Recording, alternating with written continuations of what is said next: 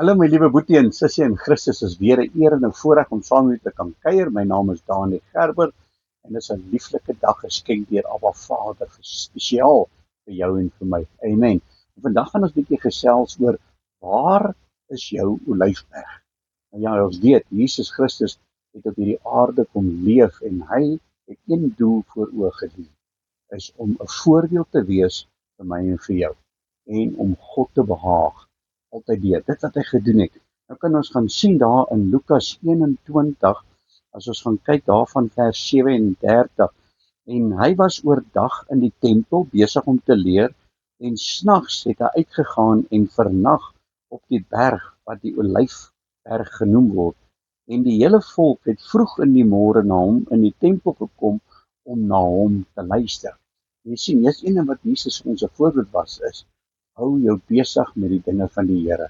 En hou jou besig. Jy weet, en Jesus was dag en nag besig. In die dag het hy in die tempel gewees en in die nag dan het hy homself afgesonder op die berg, op die Olyfberg, om in God se teenwoordigheid te kon wees, om te hoor wat wil Abba vir hom sê om vir die volgende dag te doen en uit te beweeg en goeie. So dit is baie belangrik dat ek en jy stilte tyd moet hê. En ek dink dit is wat Jesus hier probeer vir ons wys as mens, dat jy moet jou afsonder. Waar is jou olyfberg? Want wat het hy gaan doen op die olyfberg? Hy alleen, in die middel van die nag, dan het hy stilte tyd gehad met Abba Vader, om in teenwoordigheid te wees van 'n lewendige God. En waar is my en jou stilte tyd? Is ek en jy so besig met die dinge van die Here, dat ons die Here van die dinge afskeep? Want weet, ek sê nie gou-gou 'n spoedgebedjie op, nee, en dan kan ek weer aangaan met my dag, want ek is so besig, my skedule is so besig. Ek het nie regtig tyd om 'n uur lank te gaan sit en die Bybel te lees en te bid tot God nie. Ek het nie daai uur nie. Dan wil ek vir jou sê, staan vroeër op in die môre. Gaan slaap later in die aand as dit moet. Maar jy moet intieme tyd met Abba Vader deurbring. Jy moet tyd maak vir Abba Vader. En nou wil ek weer die vraag vra, waar is my en jou olyfberg? Party van ons is in 'n bidkamer, want jy kan in jou bidkamer gaan en dan maak jy die deur toe en jy het intieme tyd met Abba Vader, dan is jy daar in sy teenwoordigheid om te hoor wat hy wil hê jy en ek moet doen. Of waar is jou stilte tyd? Party mense is in 'n kar, maar ek voel dit is goed om terwyl jy motorkar te bestuur of die motorfiets te bestuur, om daai tyd met Abba te hê en goeders. Maar ek dink jy moet ook tyd hê waar jy afsonder, waar jy op jou knieë kan gaan, waar jy op jou aangesig kan lê voor die Here Jesus Christus. Het jy so 'n olyfberg waar jy tot jou Here kan praat? Hoor wat sê God se woord vir ons hierso in Matteus 6:6.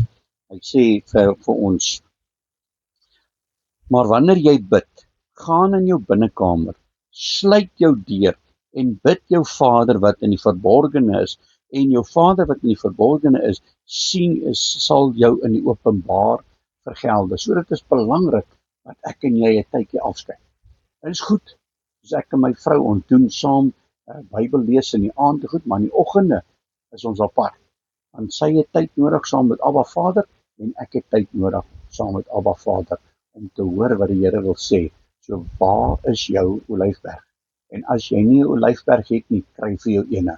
Dan moet jy jouself in die badkamer toesluit en niemand kan die badkamer gebruik nie, maar gaan kry jou eie tyd. Gaan kry jou tyd wat jy saam met God kan spandeer. En dis so belangrik. Dat ek en jy nie belangrik net die dinge besig is met die dinge van die Here nie, maar laat ons ook besig sal wees met die Here van die dinge. Amen. Kom ons bid saam. Halleluja, Abba Vader, Here, ons loof, prys en eer u groot en heilige naam. Here, dankie vir die eenheid, Here. Dankie dat ons tot u kan bid. Here, dankie dat u vir ons 'n olyfberg skep, Here, in ons eie geweste, waar ons is. As dit nou in my kamer is dit in die huis, is dit nou hier waar ek sit. Here, maar dit is 'n tyd wat ek net met u kan spandeer. En ek bid en vra, Here, dat u uself sal openbaar aan elke een wat u soek. Want u woord sê, hy wat soek sal vind, hy wat klop sal oopgemaak word. Here, ons sê vir u dankie vir u liefde, u genade en dankbaarheid en dit in Jesus naam alleen. Amen en amen.